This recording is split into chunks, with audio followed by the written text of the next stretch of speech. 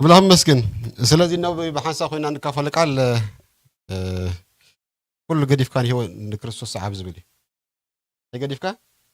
كل قديف كان لمن ساعة نكرسوس صعب هنياتو نخالص صعبنا كل شلتنا نديو اودي انايو هجي نيسوس مسعب ترى يتواصلنا ها نكم بزح نسعب لنا قدم تصعبهم نقرات بزح اللوخه ግን መብዛሕትኦም ዘይጠቕሙን እዮም ትርጉም የብሎም መሰሓብካዮ ከዓ ውፅኢት ዘይብሉ እዩ ሪዋርድ ዘይብሉ እዩ ሽልማት ዘይብሉ እዩ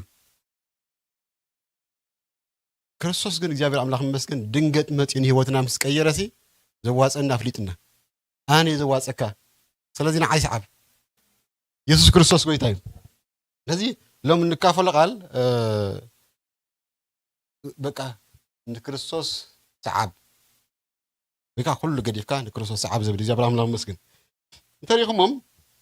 ዝኾነ ይኹን ፍጥረት ዝስዕቦ ነገር ኣለዎ ዝኾነ በቃ ይኹሞም ወላ ጠለበጊዕ ደን ወላ ዝኾነ ዓይነ እንስሳ ማለት እዩ መራሕ ኣለዎ ናብታን ሰብ ዝመርሓተ ናታ ሓንቲ ዝመርሓተን ያን ዝኸዳኻ ኩሉ ጽቡቕ ድዩ ክፉእ ድዩ ብዘይገድስ مرح له كل جلازي مرح أنت راحلي وتمرح خالله ما رتب قدي بزي سوينا نامنت أبغى حنت تراوت أنا عندك كلنا كابد حلين الشعب مالت سو أيكون الإنسان مالت الإنسان واسوي قدفهم تراشف زي يكون الناس سب كمان سوي السعب انتهي له انتهي كقطمو يواصليو اي واصم بزي كسقول صعب بزح صعب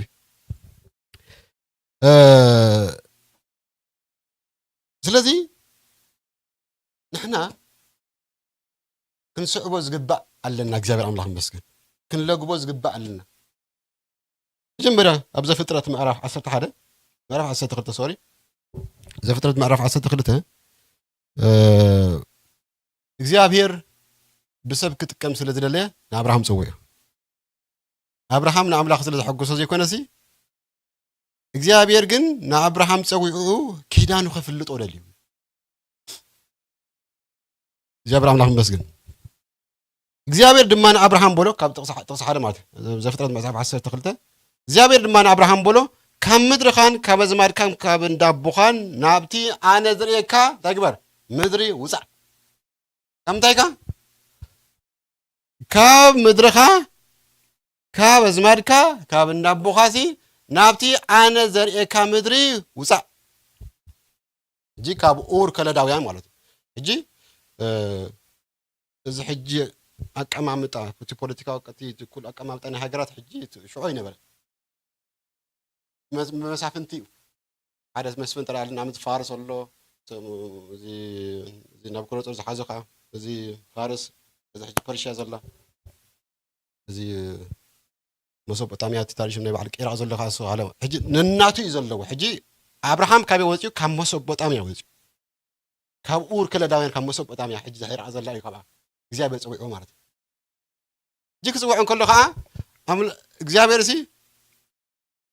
بس فيزيكالا وأقوما نري أزلنا أقوما دوي يكون إجابة أبراهام يسوي أكله نبزي حلف كنا الحلف يكون يلو እግዚአብሔር በራእይ ተገልጾሉ አብርሃም ከለጸለ ኮለ እግዚአብሔር በራእይ ተገልጾሉ እግዚአብሔር አምላክ መስገን ስለዚህ አብርሃም ከይተዋላ ወለኩ ከይተዋላ ወለ እኔ እግዚአብሔር መስገን በጣም ዝገርምና አብርሃም እምነት ምክንያቱም አማ እኸል ጣዖታት እናምለካ ከለኸ አቦኻ ናይኮም ተመክሮ ይብሉ አዝማርካ ናይኮም ተመክሮ ይብሉም ናይ እምነት ተመክሮ ይብሉም ዝከባቢኻ ሁሉ ናይኮም ተመክሮ ይብሉ هلا نايت أوتات مكروت رايز الله. إجزابير برأي مستقل سؤال إجزابير عملاق مسكين. شو فيسبوك هنا برا، يوتيوب هنا برا. استأمته شنو صحف هنا برا. إجزابير لكن نا أبراهام مستزار بقول إجزابير عملاق مسكين. وزع نابت أنا زريك نام زريك نابتي أنا زريك مدر وزع مسابلة بأمنة عزيز وزع. إجزابير عملاق مسكين. كيته ولا. أنا رجسني أبراهام أيام خرم بتم بيتسوق እግዚአብሔር አምላኽ እዚ ናብ ሕጂ ከነአን ዘሎ እግዚአብሔር ውፃ ኢሉኒ እሞ ይኸይድ ኣለኹ ኢሉ ናይ መንፋናዊ ኣይገበረን ተዝገብር ነይሩ ይምሰሉ ውን ናበይ ከተዓቢ ዳኻ ዘላ ምንታይ ከመይ እንታይ ዝኾነ እዩ ኣምላኽ ትብለዶ ገለ ትብለዶ ኣብይ ዘሎ እዩ እንታይ ኢኻ ሓድሽ ሃይማኖት ተምፅልና ሓድሽ ተመኩሮ ተምፅልና ኣይ ኣምሹር ርግፀኛ ኣይነገሮም ነብርሃን ተዝነግሩ ከምዛ ዝብለኩም ዘለኹም እንተዝነግሮም ነይሩ ኣይምሰደድዎን ኣምሹር ኣይምሰደድዎን እንታይ ዝኾን ካኹም ምዃና መሰብ እንዮ ርሑቕ ናብ ሕጂ እስራኤል ዘሎ ከነኣን ማለት ተዓቢ ዳኻ ዘለኻ ተፀሊልካ ኢኻ ምናልባት ናብ መጨረቱ ንወሰድዎን ነይሩ ደይነበረ እንታይ መወሰድዎም ውን ነይሮም ይኾኑ ገለ ናይ ባዕሎም ልምድ ምግበረሉ ነይሮም አብርሃም ግን ከይማኸር ኣይተዛረቦም ትኾና ትብል የለን ግን ዓይዝ መስለን ሞር ፕሮባቢሊቲ ንሳያ ሕጂ ምናልባት እንታይ ሎጥ ከዓ ምስኡ ግድብ ተቆፅል ይሆን እግዚአብሔር ካይ ተዛረቦን ንጦል ሎጥ ተዛረቦን እግዚአብሔር ደቂ ግድማ ኸይርቦ ኮይኑ አብርሃም ሎጥ ግድ ንወድሓው ምናልባት ይቀራረቡ ነይሮም ኮይኑ ነጊሮ ኮይኑ እምበኣር ኣነ እውን ምሳኻ ዝኸይድ ኢሉ ሎጥ ከዓ ኣነ እውን እንታይ ዝገብር ምሳኻ ዝኸይድ እግዚአብሔር ንመን ይፀውዕዎ ንመን ይፀውዕዎ ንሎጥ ይፀውዕዎ ንአብርሃም ይፀውዕዎ ምርጫው ተክል ከም ዝነበረ ኮፍታት ተራእዩ ኮፍታና የሰሎሞን ጎብራ ክብል ከሎ መጀመርያ ቅድሙ ምስተባእሱ ማለት ጓሶት ናይ ሎጥ ምስተባእሱ ናይ አብርሃም ምስተባእሱ ባር ኩሉ ግዜ ንሳን ከም ድባእሲ መጀመርያ እንታይ ኢልዎ ምርጫ መን ሂቦ አብርሃም ይሁን ምርጫ ሂቦ ሎጥ ማለት አብርሃም ከዓ ሎጥ ከዓ እንታይ መሪጡ ናይ ዮርዳኖስ ከዓ መሪጡ ማለት ስኻ ንጥፋት ኮይና ማለት ስለዚ እግዚአብሔር ንአብርሃም ምስተዛረቦ አብርሃም በእምነት ተኣዚዙ ወፅዩ እምነት እግዚአብሔር አምላኽ ይመስገን ሕጂ እኮ ኣሽሓት ምስክር እንዳሃለውና ከሎ ከባቢናት ኩሉ ዓይነት ምስክር መሊኡን ከሎ ሕጂ ማለት እዩ እምነት ምእዛዝ kun የሸግረና ሕጂ እምነት ምእዛዝ የሸግረና ኣነ ቃል አምላኽ ምሰረታኹ ማለት እዩ ኣነ አምላኽ ኩሉ ምስ በርህለይ ምናልባት ክሰሞ ተጋጊ ከይከውን ከኣይረስ እቲ ናይ ዶክትሪን ናይ ካቶሊክ ምርምሮ ጀሚር ምርምሮ ጀመረት ዶክትሪን ግን ጠቂሙኒ ምርምሮ ጀመርኩ ተጠቅመካ ነገር ካእ ተወስድ ማለት ነው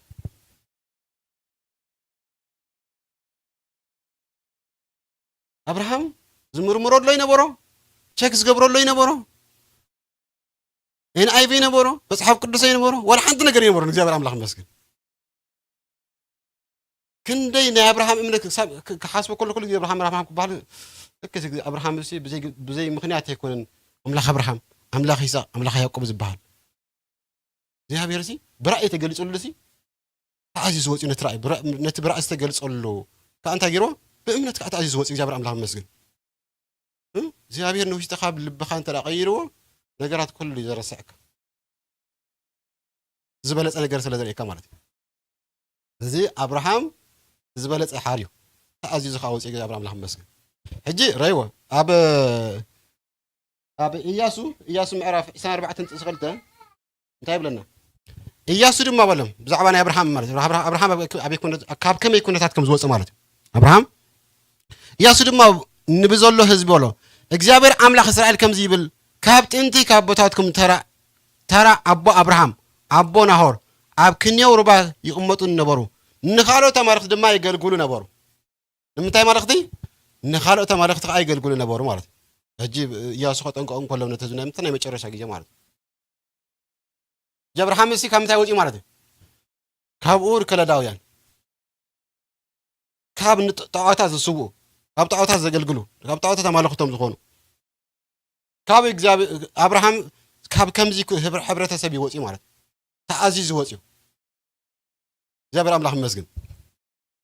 ሃሌሉያ ክብርና አምላኽ ይኩን ስለዚ ካብ ምድሩ ካብ ዝማዱ ካብ እንዳቡ እጂ በፍላይ ንሓድ ዋላሕ ብጅ ዘለና የሲ ዝሕዛና ነገር ተራህልየንስ ካብ ምድርኻ ኩሉ ግዜስ እትዝክሮ ብላይ ኩልና ዳርጋ ስለ ዝመፀና ካብ ዓድና ስለ ዝመፀና ማለት ዓድኻ ኩሉ ግዜ ዝረኣይክ ክሳብ ክንደይ ናይ ዓዲ ሓይሊ ከም ዘሎ ማለት ኩሉ ዓድኻ ዘዕብየካ ኩሉ ነገር ቦታ ድዩ ኩሉ ነገር ዝረኣይክ ሓይሊ እዩ ዘለዎ تازي كنت ودع عدي يقول أي تبا كم أي ودع عدنا نقول بحال مالتي حساب كنت تني عد حي لهم زلوا مالت جنت ترى نام ترى أمونغو سبت تقبلك اللي تخاف بين زخون ما توعد واي ودع عدهم أي الكها نتي ودع عدهم زيادة حفظ بلا سلام تعطبر مالتي حفظ مالتي فليز بلا سلام تأخذت مالتي حجي عدك حساب كنت حي لهم زلوا مالت حجي كاب عد خاطر فريلو بكا كابتي أبراهام زي كابتي عدي زبله قرأ أدل أنا بزي مخنيات وانا يكون نبات عكن كون شكل كبر كون كندي ديسانو سكاب مسوب أتامينا بكنان جن أمر خسي كابتي خباب كل قرأ أدل نبات كيم ولا سملان لا تدا تقول دبا عد خوين زي هجبري خليه كم لا سيخليه ويقول نسم كان أبو مجيم كأجيش وخا جيشم كأحمد سخليه أي كسر هو يخليه كفولي اللي بك مفلاي تدا خوين مفلاي بك يا بلا ملهم مسجد لذي كاب أزمات كخاتبله كاب أزمات كذبله كله خا تجبر تفعله زمريل كاون حجب زي ولون دقت من الناس اللي زخونه هاي بيتسب عندي هاي كوس حلني نخذ نتخلق كويس وصحنا نعاقنا بيتسب سلا زخون تجبره هاي بيتسب عندي كانت بيتسب كزيارة شو حلفت بقول له مالت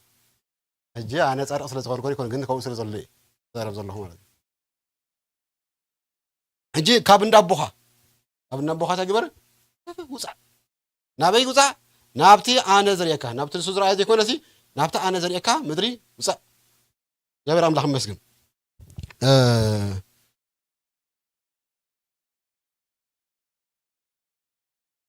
ስለዚህ ክትወፅእ ከለኻ ኩሉ ገዲፍካ ክትወፅእ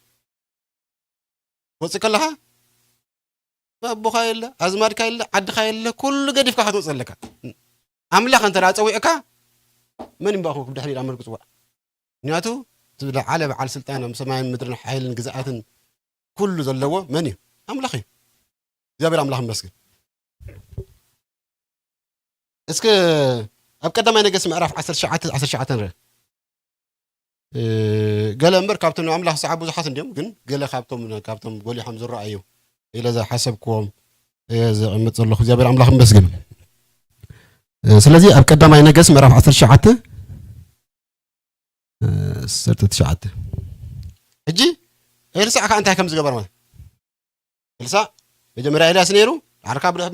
من قتل الله الحرب بالحريقة إلسا أخصب الله مالت جابر متخاص لزقون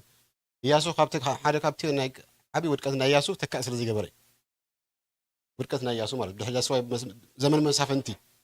عاتي بدحري مالت سبزي كم دللا يزخور النبر كم فتوته جي إلياس يروح إلساع عكس عبر له يسوع كريستوس قوي تايم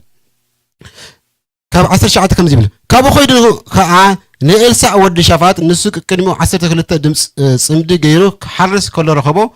نسوك مستي مبل 10 خلته صمدي نبره إلياس دمان أبو حليفو بالنسو أو دقلو نسخة نتم أبو أور حاريدو دخري إلياس غويو بجخا نبوين الدين سيمس دخريو سبكا فقر الليبل نسو دمان انتهي مو قبر غيركا كيد تمرس بولو دخريو كا مسعاب تمرسو كا سمد بقراي وسيدو حارم نتسقو أمدما بتي ناوتي تم أبو أور أبسيلو نتم هزيو هبام بلعون تنسيو الدحري إلياس كيدو خا يقلقلو نبر حسيت خلت تصبر بعرا نيرو السخا مبت مع بحسيت خلت تصبر بعرا كان تجبني رح حرس نيرو مسؤول مالتي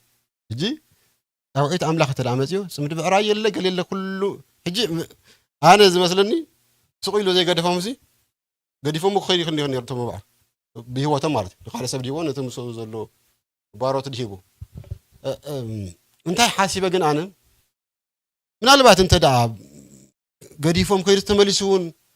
صروح قصة اللي خيلي قداه جبر يخلى من البعض تبدأ خاممون هاي نعم حرس يدعم من لسلون إنه تم معرس قديف يوم زمان صحون هنا وأم دعم من لسيلو من لسي خيلي يا تشكين وجهك هجي نتم أب أرتا جيرهم حريدوا أبسيلهم نتم حزب خايبهم مارد بتنا وتم مارد بك أكثر كنده كم تشكن مارد نتنا أملاخ إيوسي نتعامل أنا أملاخ صعوبة إيش كم زي بقول مال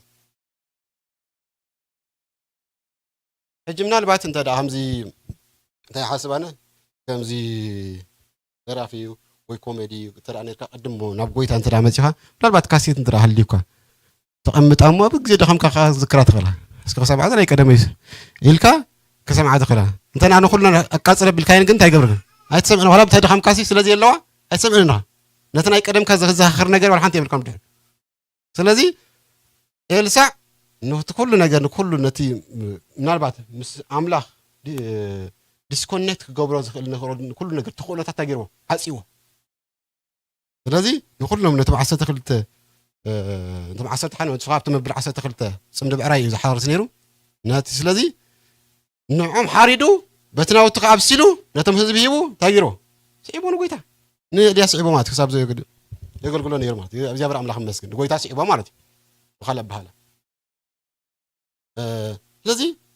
ምጭካን እንተኮይኑ ምጭካን እዩ ይኮነ እንድዩ ጴንጤ እንተኮይንካ ጴንጤ ጥምባል እዩ ኣይኮነ ከምኡ ኣይዋፅን ዋላ ብስጋ እውን የዋፅእ እኮ ኢለኩም አንቱም ዋላ ብስጋ እውን የዋፅእ እዩ ስጋኻ ከማን ፅቡቕ ጥዕናኻ ከማን ይስተኻኸል ስለዚ ምጭካን እንተደኣ ኮይኑ ምጨኪንካ ምውፃእ ቀሚስ ዕዳሕን ኩሉን ዝበሃል ምሸሎ ናይ ቦታና ደታና ምስላ ደታት ምስላ እኳ ዝበሃል የለን ግን ናይ ቦታትና እዩ ዝበሃል ከምኡ ዝበሃል ነገር የለን ኣምላኽ በቃ ክርስቶስ ዘዋፅእ ከመጀመርያ እዚ ኣምላኽ መስግን ኤልሳዕ ከዓ እንታይ ገይሩ በቃ በቲኹ ወፂኡ ምስ ኣምላኽ ሕለኽልኽ ዘበሎ ምናልባት ናብቲ ናይ ቀደም ከይምለስ ኢሉ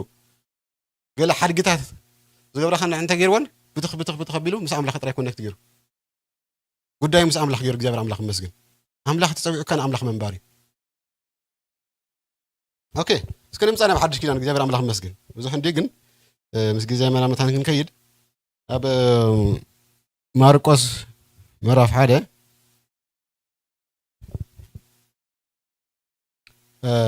ማርቆስ ምዕራፍ 1 ማለት እዩ ካብ 16 ሓንበበ ኣብ ጥቃ ባሕሪ ገሊላ ክመላለስ ከሎ ስምዖን እንድርያስ ሓውን ገፈፍቲ ዓሳ ነበሩ እሞ መርበቦም ኣብ ባሕሪ ክደርብዩ ከለዉ ረኣዮም የሱስ ድማ ገፈፍቲ ሰብ ክገብረኩም እሞ ንዑስ ዓቡ ንበሎም እንታይ ገበርኩም ገፈፍቲ ዓሳ ነይሮም ሕጂኻ ገፈፍቲ ሰብ ክገብረኩም እሞ ንዑ ዓሳ ዓቡኒ ብኡብኡ ኢሚዲየትሊ በቃ ንገዛ ምኻድ የላ ገለም ናብ ድሕሪት ምጥማት የላ ብኡብኡ መነም ኢልኩም ስምዖንን እንድርያስን ስምዖን ዝብሉ ጴጥሮስ ማለት እዩ ስሙ ዝቐየረሉ ክርስቶስ ማለት ጴጥሮስ ማለት እዩ ጴጥሮስ ከዓ ሰበይቲ ከም ዝነበረ ተመጪ ፍልጥ እያ ምክንያቱም ሓማት ጴጥሮስ ኢሉ ኣሎ ስለዚ ኣይተመለሰን ገዙ ኣይተመለሰን ኢሚዲየትሊ እቦም ሓዲጎ ትሕቲ ኢልካ ርአዩ ብኡብኡ መርበቦም ሓዲጎም ዳ ሰዓብዎ ካብኡ ንእሽተይ ሕልፍ ኢሎም ከዓ ካብኡ ንእሽተይ እንታይ ገይሮም ኣብ ገሊላ እዩ ክኾን ዘሎ ኩሉ ኣብ ይሁዳ ኣይኮነ ኣብ ገሊላ እሱ እንደ ድኻታት ሰፈር ከዓ ምክንያቱ ኣብቲ ኣይሰርሕዎም ናብቲ ኢየሩሳሌም ተመፅኦም ኣብቲ ይሁዳ ተመፅኦም ንክርስቶስ ይሰርሕዎን እዮም ናይ መብዛሕትኡ ናይ ክርስቶስ ዕየበይ ነይሩ ኣብ ገሊላ ነይሩ ዝበዝሐ ናይ ኢየሱስ ክርስቶስ ንጥፍታት ኣብ ምንታይ ነይሩ ተሰለስተ ዓመት ማለት እዩ ኣብ ገሊላ እዩ ነይሩ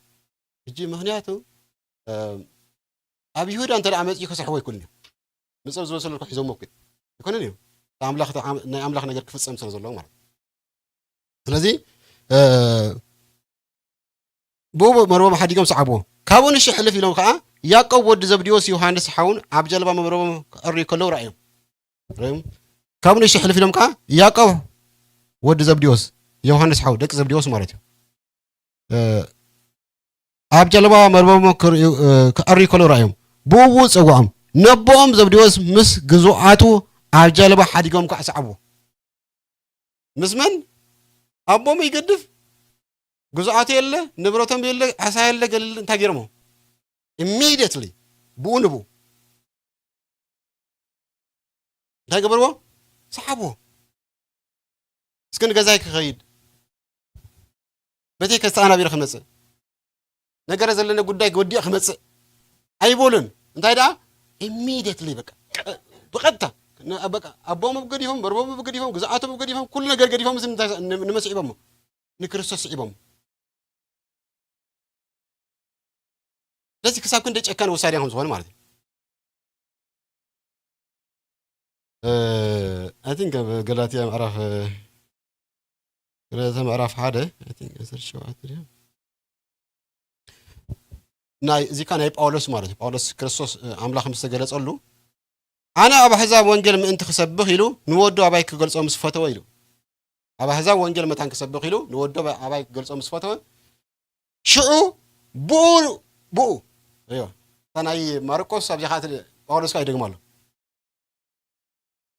ብኡ ምስጋን እንደምን ከይተማኸርኩ ናብቶም ቅድመይ ዝነበሩ ሐዋርያት ናብ ኢየሩሳሌም እኳ ከይደየብኩ ናብ ምድሪ ዓረብ ከድኩም እሞ ከም ብሓጅ ናብ ደማስቆ ተመለስኩ ኢሉ ሕጂ ኣምላኽ ምፅውዖ ምስጋን እንደምን ኣይተማኸርን ጳውሎስ ከይተማኸር በቃ ነቲ መንፈስ ዝብሎ ተኣዚዝዩ ከይተማኸርኩ ናብ ምድሪ ዓረብ ናብ ምናይ ምድላው ግዜ ኸይዱ ሕጂ ምክንያቱም ሓደ ግዜ ምስጋን እንደምን ተተማሂርካ ምስ ገዛ ርእስካ ተተማሂርካ ብፍላይ ኣምላኽ ከም ዝበለካ ርግፀኛ ተራ ኮይንካ ማለት ኣምላኽ ብብዙሕ መፈለጢታት ተራ ከም ዝበለካ ርግፀኛ ኮይንካ ምስጋን እንደምን ዘማኸር ነገር ወላ ሓንቲ ነገር ይብልካ ምክንያቱ እቲ ምእንቲ ኢሉ ኮይሎ ኣቦ ሓው ሓፍቲ ኩሉ ዘርጅርዎ ኣለዎ ኢሉ ዘይገድፍ ንዓይ እንታይ ይገብርኒ ኣይበቅዕን እዩ ጀብር ኣምላኽ መስገን ንዓይ ኣይበቅዕን እዩ ኣቦታ ናተይ እንተ ደኣ ካልእ ወድኻ ድዩ ጓልካ ድዩ ሓውካ ድዩ ዘመድካ ድዩ ሓፍትኻ ድዩ ኣቦኻ ድዩ ብዘይገድስ ኣቦኡ እንተ ደኣ ኣቲኻ ኣብቲ ኣምላኽ በይኑ ክቕመጦ ዝግባእ ስፍራ ማለት እዩ ኣብኡ እንተ ደኣ ካልእ ሰብ እቲኻሉ ንዓይ እንታይ ገብርኻ ኣይትበቅዕን ኢኻ ስለዚ ጳውሎስ እንታይ ኢሉ ልከ ክሰብኽ ኣሕዛብ ወንጌል ምእንቲ ክሰብኽ ኢሉ ንወዱ ኣባይ ክገልጾ ምስ ፈተወ ብኡ ንብኡ ምስጋን እንደምን ከይተማኸርኩ ናብቶም ቅድመይ ዝነበሩ ሐዋርያት ናብ ኢየሩሳሌም እኳ ከይከድኩ ናብ ምድሪ ዓረብ ከድኩም እሞ ከም ብሓድሽ ናብ ደማስቆ ተመለስኩ ኢሉ እግዚአብሔር ኣምላኽ ይመስገን ስለዚ ኣምላኽ እንተራእዩልካ ተኣዚዝካ ምውፃእ ንሕና ብናእሱ ነገራትና ተዓንቂፍና ንተርፍ ብናእሱ ነገራት በቃ ማለት በዓልና በምዛሕትኡ በዓልና ፊክስ ክንገብሮ ንኽእል ንኣብነት ተራ ቸርች ክትመፅእ ቀትሪኒ ትብል ኮይንካሲ ወይ ረፊድኒ እቲ ንጎሆ ክግበር ዝግባእ ምሸት ምግባር ማለት ከባድ ኢና ግን ሓቂ ኸማያ ምሸት ዝግባእ ዝግበር ነገር ትራ ክዳሎ ዝግባእ ነገር ትራ ህሊ ምሸት ደደሎ ንጎሆ እንታይ ገብርካ ይቀለልካ ሽዑ ቀሊል ይኾነልካ ማለት ባዕልኻ ማነሽ ዝገብሮ ነገር ትራ ከም ምሽታት ዝገብሮ ትኽእልካ ስለዚ ንኣምላኽ ምስዓብ እንተ ደኣ ኮይኑ ምስዓብ እያ ስለዚ ጳውሎስ ምስጋን እንደምን ከይተማኸረ ነቲ ኣምላኽ ዝብሎ ተኣዚዙ ወፅዩ 42 ግዜ ብማርቆስ እዛ ብኡቡ ተደጊማ ኣላ እዚኣ ብኡቡ ኢሚዲየትሊ ትብል ቃል ኣብ ማርቆስ 42 ግዜ ደጊሙ ኣሎ ሰብ ክንደይ ማርቆስ ብፍላይ ብዛዕባ ከም ዝተረድኦ ዘመልክት ማለት እግዚአብሔር ኣምላኽ ይመስገን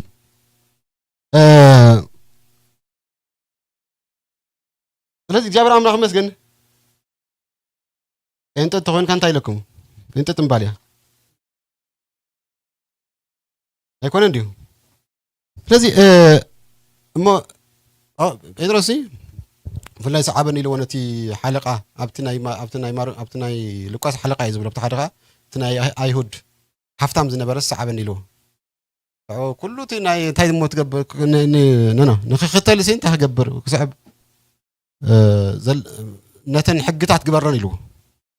ስልካ ስነተ ገርታ ገይረኒ ከም ርእሱ ከም መጻደቕ ድዩ እሞ ሃፍቲ ዝነበሮ ዘለካ ሁሉ ሃፍቲ ሸጥካ እንታይ ጌርካ ሰዓብን ኢልዎ ግን አንጸርጢሩ ሽዑ አንጸርጢሩ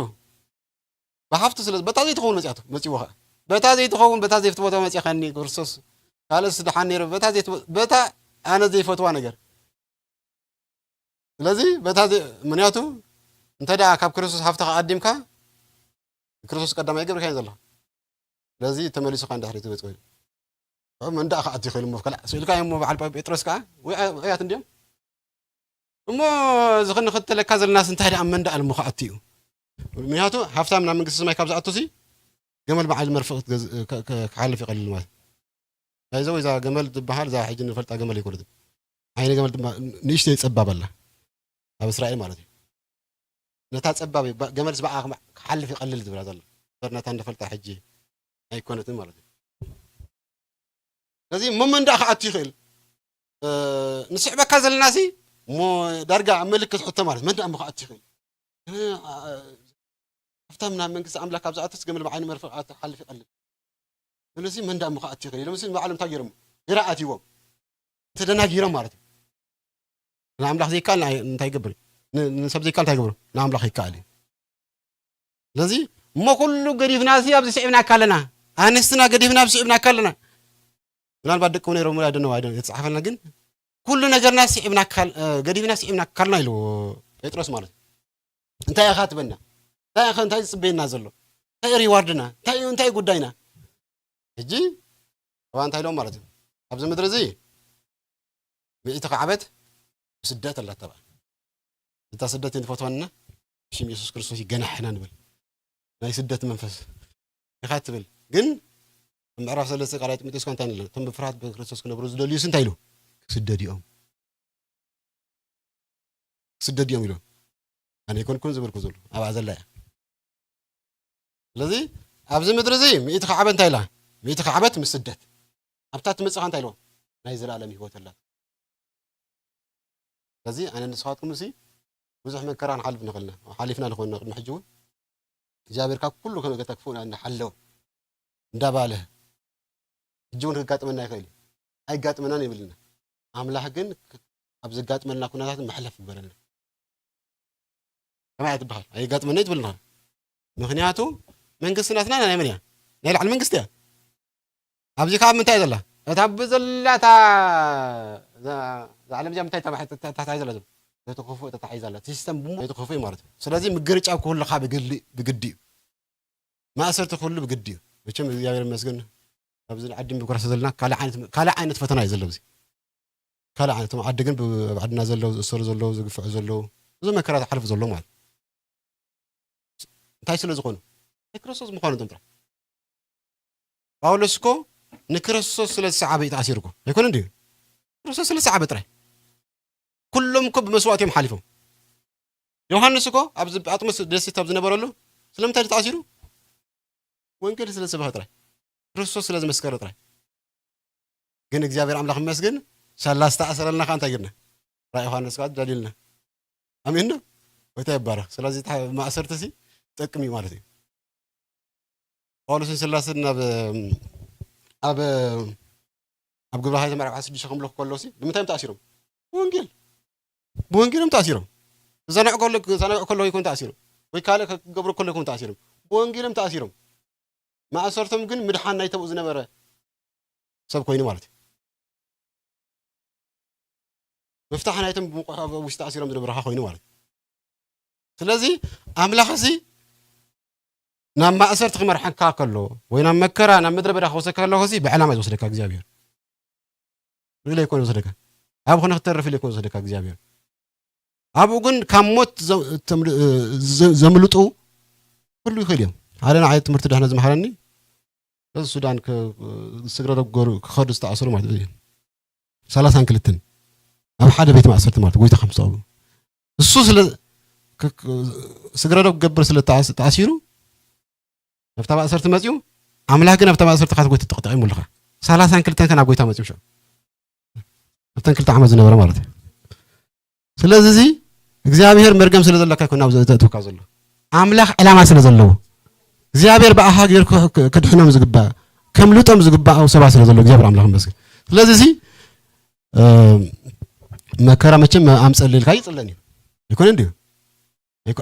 አይጽለኒ ግን ክመጽ ይብግዲ ናይ ህይወት ስለዝኾነ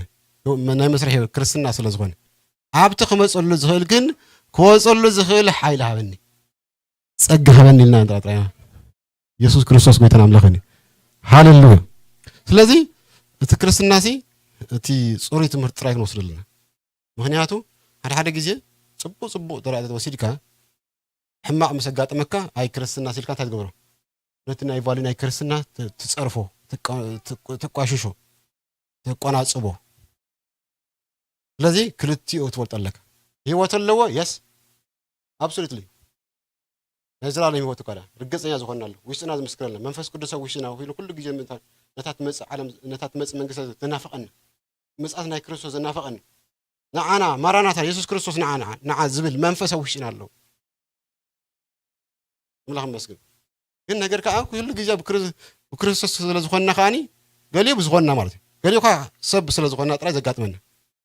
ሰብ ስለ ዝኾንካ ጥራይ እዚ ኣብ ዓለም ዘሎ ኩሉ ቻሌንጅ ዘጋጥመካ ገሊኡ ከዓ ብክርስቶስ ብምዃንካ ጥራይ ከዓ ትገብርካ ዘጋጥመካ ስለዚ ነቲ ብክርስቶስ ምዃንካ ዘጋጥመካ ዝኮለ ኩሉ ኣብ መጨረሻ እንታይ ኣለዎ ሪዋርድ ኣለዎ ኣኽሊል ህይወት ኣኽሊል ክብሪ እግዚአብሔር አምላክ ይመስገን ስለዚህ ኣብ መጨረሻ እንታይ ኣለዎ ክብሪ ኣለዎ ማለት እዩ ናይ ዘላለም ህይወት ስለዚህ እቲ ጴጥሮስ ሻላ ዝሓተተ ኢና ረኺብና ኣይኮነ እንድዩ ንሓደ ግዜ እኮ ሓታት ሰብ ይጠቕመካ እዩ ትውሉ ዝሓትት ሰብ ይጠቕመካ እዩ እንታይ ደኣ እሞ ተዳዳወለና እንታይ ኢኻ ዳሊኻልና ዘለኻ ደኣ እሞ እንታይ ኢኻ በቐሚጥካልና ዘለኻ ሻላ ዝበለና ሕጂ ሚእቲ ዓመት ምስ ስደት ኣብ መጨረሻ እንታይ ኢልና ናይ ዘላለም ህይወት ኣዳልዩ ኣለኩም ኢየሱስ ክርስቶስ ጎይታና ኣምላኽና ስለዚ ናብ ክርስቶስ ምልጋብ ጥራይ ተዋፀና ካለ ሁሉ ነገር እንታይ ኣለዎ ሁሉ ነገር ይጠቅም ማለት ምስ ክርስቶስ ምስ ነናጻጽሮ ማለት ምስ ክርስቶስ ምስ ነዋዳድሮ ኩሉ ነገር እንታይ እዩ ትርጉም የብሉን ክርስቶስ ተራብ ህይወት ከቀድምካ ግን ኩሉ ዘብዘብ ይብለካ ብድሕሪኡ ኣይኮነ እንድዩ ተዘይበለ እውን ኣይበል ምክንያት ዝሓሸ ዝበለፀ ነገር ኣለና ኢየሱስ ክርስቶስ ጎይታ እዩ ስለዚ እሱ ደዋፀና ክርስቶስ ምስዓብ ይኮነልና ኣሜን ምስዓብ ከዓ ምልጋብ ብዙሕ ሰዓት ይስዕቦ ነይሮም እንዲዮም ባዕራፍ 6 ግን ፈተና መፅያ ዮሐንስ ማለት እዩ ፈተና መፅያ ሸዓ በታ ዘይፈትዋ መፅዎም ክርስቶስ ማርከም ጣዓንተ ዘለኩም ብላዕ ከይትበልዕ ተባሂሉ በልዑ ኣዳምሽ ሞት ካምፂልና ዳሓርኩም ሞ ከዓ ድሓን ቀይረ ኢልካ እሞ ናብቲ ሓደ ገጽ ከዓ ብላዕ እምበኣር ሕጂ ብላዕ ኣይበልዐን ሰብ እኮ ዘዋፆ ኣይፈልጥን እኮ እግዚአብሔር አምላክ ይመስገን ስለዚህ እቲ አንከ ተቆለለ መታ ዝኸደ ኣብ መጨረሻ እግዚአብሔር አምላክ ይመስገን ናቱ ነገር ምስናሓሪ ከም ዝበልኩም ሓደ ናይ ዘላለም ህይወት የተካበት ምስደት ካል ኣኽሊል ካለና እግዚአብሔር ሽልማት አለው መጨረሻ ከምዚ ኣብ ውድድር ምስ ተቀርቡ ሲ ነቶም ዝተዓወቱ መቸም ሽልማት አለው ነቶም ዝተዓወቱ ጥራይ እግዚአብሔር አምላክ ይመስገን አለና ኩልና መጨረሻ እግዚአብሔር አምላክ ይመስገን ነቲ ዝያዳ ዘብሎ መቸም ዝያዳ ከም ዝወስድ ፍሉጥ ነገር እንዲሁ ነቲ ዝያዳ ዘገልግለ ነቲ ዝያዳ ዋጋ ዝኸፈለ ዝበለፀ ነገር አለው እግዚአብሔር አምላክ ይመስገን ንሕና እውን ሽልማት ኣለና ሽልማትና ከዓ ናይ ክርስቶስ ብምዃንና ሲ ናይ ዘላለም ሽልማት ኣለና ናይ ክርስቶስ ጥራይ ምዃንና ካልእ ጠቢብ ክረኽቦ ዘይከኣለ ፈላጥ ክረኽቦ ዘይከኣለ ተባላሒቱ ክረኽቦ ዘይከኣለ ኣነን ንስኻትኩም ግን ንኣይሁድ እንቅፋት ንፅራውያን ከዓ እንታይ ቅሽነት ዝኾነ ዝተሰቕለ ወዲ ኣምላኽ ብምእማን ኣረስና በጊርዎ ኣብ ሰማያት እግዚአብሔር አምላክ ይመስገን ስለዚ ኣብ መጨረሻ እንታይ ኣለዎ ኣኽሊል ፅድቂ ኣለዎ ኣኽሊል ክብሪ ኣለዎ ኣኽሊል ህይወት ኣለዎ ብዙሓት ኣኽሊላት ከም ዘለዎ መተ ብሓደ ክትንትኖም ይክእልኒ ግን ኣብ መጨረሻ እንታይ ኣለዎ እንተስዒብካዮ ሲ ኣብ መጨረሻ ብባዶ ኣርቢሑ ስድ ኣምላኽ ኣይኮነን እንታይ ዳ ሪዋርድ ዘለዎ ኣኽሊል ዘለዎ ክብሪ ዘለዎ እግዚአብሔር አምላክ ይመስገን ስለዚ እግዚአብሔር ናብኡ ምልጋብ ይኮነልና ምስዓብ እንተኮይነ ምስዓብ ኢየሱስ ክርስቶስ እንፅልና ክብርን ኣምላኽ እዩ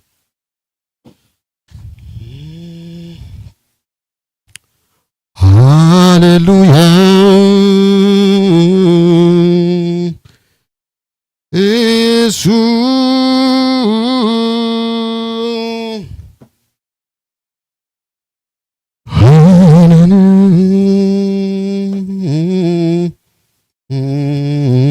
እስኪ እግዚአብሔር ይመስገን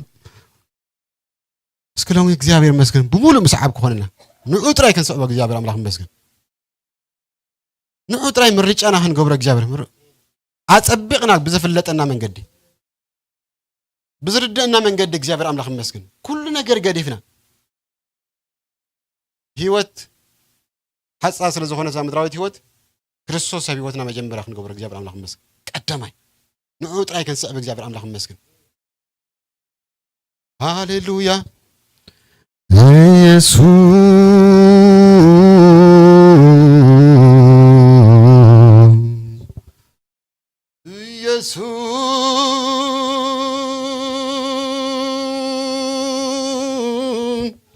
እግዚአብሔር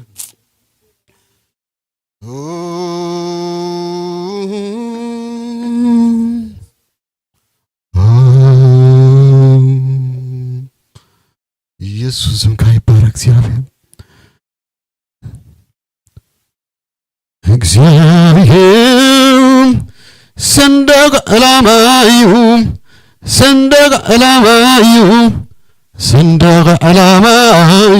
ሰንደቅ ዓላማይ አብልዕል ዝበለ ቦታ ኮይኑ ዝረአየለይ እናሰዓረ ትስዕር መንግስቲ ከም ዘላትኒ ምልክት እግዚአብሔር ሰንደቅ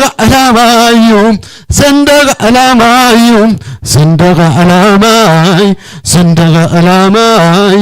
አብልዕል ዝበለ ቦታ ኮይኑ ዝረአየለይ እናሰዓረ ትስዕር መንግስቲ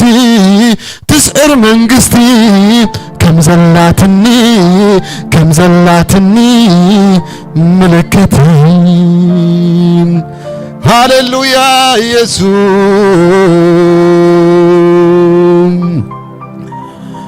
ናይ ይሁዳ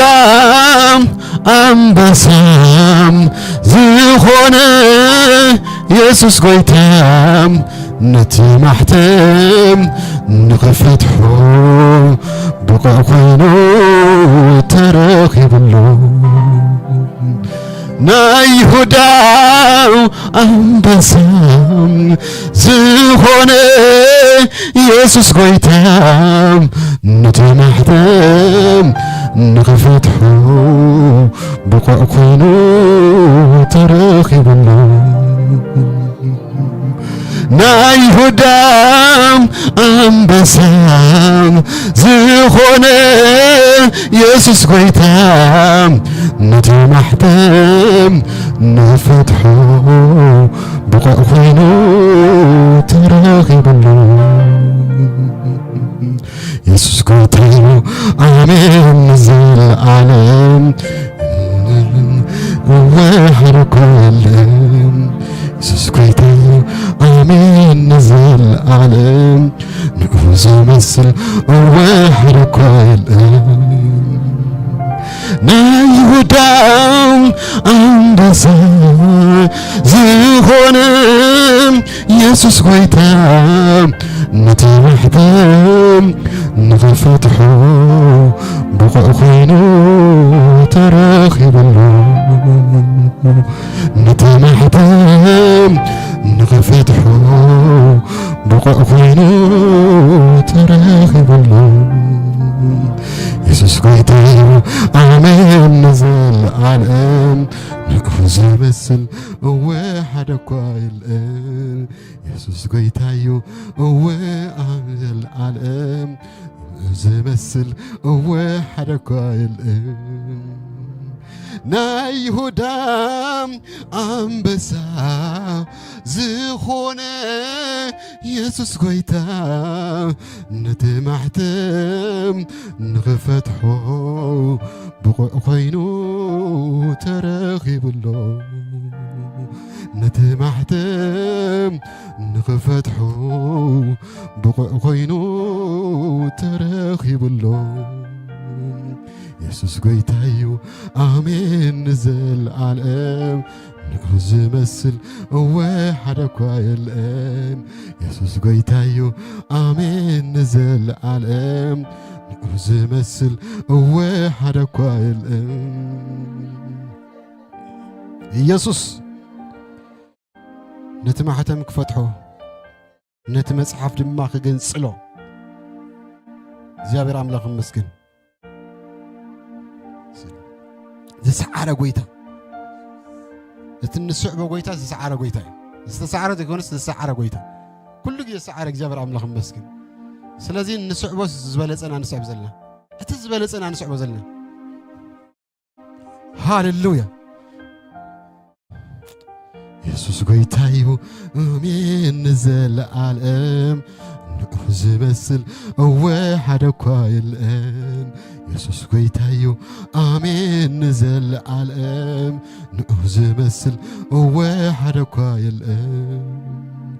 ናይ ይሁዳ አንበሳ ዝኾነ ኢየሱስ ጎይታ ነቲ ማሕተም ንኽፈትሖ ብቑዕ ኮይኑ ተረኺብሎ ነቲ ማሕተም ንኽፈትሖ ብቑዕ ኮይኑ ተረኺብሎ ኢየሱስ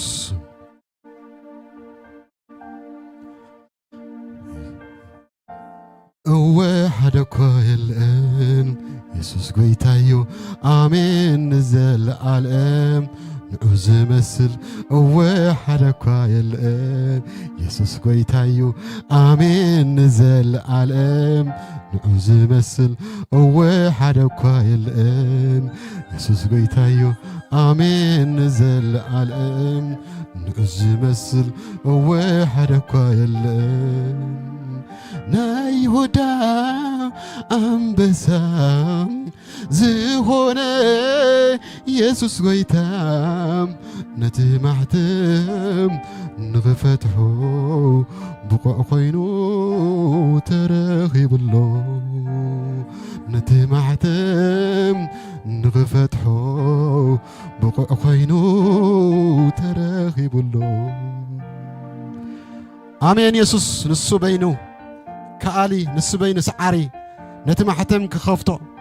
ነቲ መጽሓፍ ድማ ክግንጽሎ ዝሰዓረ ጎይታ ዘለና ኣምላኽ ስሙ ይባረኽ ሃሌሉያ እቲ ዝበለጸ ናብ ህይወትና ዓዲምና ዘለና ምጥዓስ ከይስምዐኩም ኣምሹር ኣይትተዓስልኹም ሃሌሉያ ሕጂ እውን ከራገጽልኩም ዝደሊ እግዚአብሔር ከዛኸረኩም ዝደሊ እቲ ዝበለጸ ጎይታ ንስዕብ ዘለና እዚ ዋጸና ጎይታ እዚ ሰዓረ ጎይታ እግዚአብሔር ኣምላኽ ይመስገን ሞት ጽንዕ ሕዞ ዘይከኣለ ጎይታ እግዚአብሔር ኣምላኽ ይመስገን ሃሌሉያ ኢየሱስ ስሙ ይባረኽ ናይ ዘለዓለም ቅዱስ ናይ ዘለዓለም ንጉስ ናይ ዘለዓለም ሰዓሪ ናይ ዘለዓለም ካህን ሃሌሉያ ኢየሱስ ቴንክ ዩ ጂሰስ እግዚአብሔር ነመስግነካ አለ ዓብይ ኻሞ ስምካ ንባረኸልና ክበር ክበልናካ ክቡር ኻሞ ነኽብረካልና ስልጡን ክበልናካ ስልጡን ኻሞ እግዚአብሔር ካብ አንደበትና ግን ክንዛረብ ዘለና ስልጡን ንብለካልና እግዚአብሔር ዓብይ አምላኽ ኻሞ ስምካ ይባረኽ ንወድኻ ብህይወትና ክትገልጾ ስለ ዝፈተኻ ስምካ ይባረኽ ንወድኻ ኢየሱስ ክርስቶስ እግዚአብሔር ብህይወትና ገሊጽካ ዘለዓለምነትና ክነጽብቕ ስለ ዝኽእልካና ስምካ ይባረኽ እግዚአብሔር ጎይታይን አምላኽነት አምላኽን ጎይታይን እግዚአብሔር መጻኢና ስለ ጸበካ ተስፋ ዘለዎም ህዝብ ስለ ዝገበርካና እግዚአብሔር ሃሌሉያ ንጽብዮ ነገር ክልወና ስለ ዝኽእልካና እግዚአብሔር ሽልማት ክልወና ስለ ዝኽእልካ እግዚአብሔር ኣብ መጨረሻ ዓስቢ ክልወና ስለ ዝኽእልካና እግዚአብሔር ሃሌሉያ ናይ መንግሥትካ ካህና ስለ ዝገበርካና እግዚአብሔር ናይ መንግሥትካ ሕሪ ወሮስ ስለ ዝገበርካና ናይ መንግሥትካ ጥሪትካ ስለ ዝገበርካና ናይ መንግሥት እግዚአብሔር ጎይታይን አምላኸይን ኣብዚ ቄና ነወለሎ እግዚአብሔር ሆይ እግዚአብሔር በእምነት ክንነብር አምላኽን መንፈስ ቅዱስ ሰዊሽና እግዚአብሔር ስለ ዘቐመጥካ ነዚ ዓለም ክንሰዕረሉ ንኽእል እግዚአብሔር ኩሉ ነገራት እግዚአብሔር ሆይ ኃይል ስለ ዝሃብካና ነመስግነካልና እግዚአብሔር ሆይ እግዚአብሔር ሆይ ኩሉ ግዜ ንዓኻ ንስዕበካ አምላኽ ኩሉ ግዜ ጸጋ ከተብዛሕልና ኃይል ክትበና ደኺብና ንብለሎ ኣጋርና ሰንከልከል ኢለን ክንወድ ሰንከልከል ኣብ ዝብለሉ እግዚአብሔር ኃይል ክትበና ይጽልይ ኣለኹ እግዚአብሔር ጎይታይን አምላኸይን ስኻ ሰፊርካ ዘይትህብ አምላኽ ንዝልሙናኻ ድማ እግዚአብሔር ዓዚዝካ ትህብ አምላኽ ስለ ዝኾንካ ነመስግነካልና ክብሪ ኩሉ ንዓኻ ይኹን በኢየሱስ ክርስቶስ ስም አሜን ምትንባታለ መስልን እሞ ኣብ ዘለኹም መስሉ ሃሌሉያ እስከ ክብሪ ኢየሱስ ክርስቶስ ወደ አምላኽ አመሰው ዲብ ተልካ ንጎይታ ተባረኸ አይኮነ እንዲሁ ሃሌሉያ ሓፃር ምትንባታላትኒ ሓዝኩምኒ 5 seconds ቅድሚው ግን ጎይታ ኣብ ልበይ ደምጸለይ ነበረ እዩ ሓውና ፍትዊ እስከ ይወስኸልካ በልዋ ክስዕበን ዝፈቱ እንተሎ ህይወቱ ቀቢጹ መስቀሉ አልዕሉ ይስዓበኒ ሕዋተይ ኣብዚ ዘመን እዚ ከቢድ ዘመን እዩ ጴንጤ ተኾንካ ጴንጤ سيطان أبانا عاري دي دلو دد حرينا دد مزق نبرتع حواتي كم تعنتو دبلنا نبلون نبرنا نتشجرنا نتحمامنا ريكونا نمنكر ريالنا نكريستوس just focus on the presence of God أبهلاونة أملاك سيجبر كله اسو كخديو that's why تي شعو يسوس ندك أم سامرت بلوم نهوتو كدحنا زي دلي كتفاي اتي نهوتو منتاي زي تفاها كرهباي مو كسعباني صفاتو انتلو هوتو قبيصو مسقلو على علو يسعبني مالت قبيصكا مس أملاك تتمالاريسكا مس يسوس تتمالاريسكا كدحناكا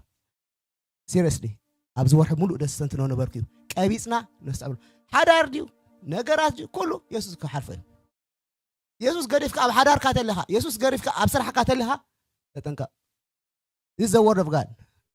I'm telling you ورح ملو دستنت كويو فتوي بسامرايز غيرو دلو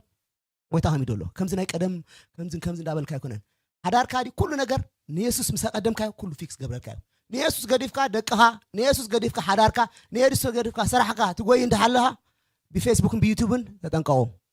املاح يدبللو انا يكونكن ወይ ፍቱ ይኮነን ልቀዲ ሶ ኣሕዋተይ እዚ ዓብ ምኽሪ ኣብዛን ስቴጅ ቸርች እዚ ክንዲ ዓይነት ክስታይ ክፈስስ ብጣዕሚ ደስድኒ ፕሊዝ ካብቲ ናቱ ኣኖይንቲንግ ኣይትውፁ ንኡ ንድለዮ ይጣመና ኣይጣመና ኣይኮነን ብውርጭን ብሙቐትን ኩሉ ግዜ ምስማን ምስ ኢየሱስ ኣምላኽ ይባርኩም ኣነ እኳ ንመተን ባህታ ይወፀ እስከ ክብርን ኣምላኽ ሓንሳብ one more time ኣባ ምሳኻ ኢና ኩሉ ግዜ ሃሌሉያ جرت سيبلو سلطان منقصو أملاخي عبي نبينو جرت سيبلو سلطان منقصو أملاخي عبي نبينو جرت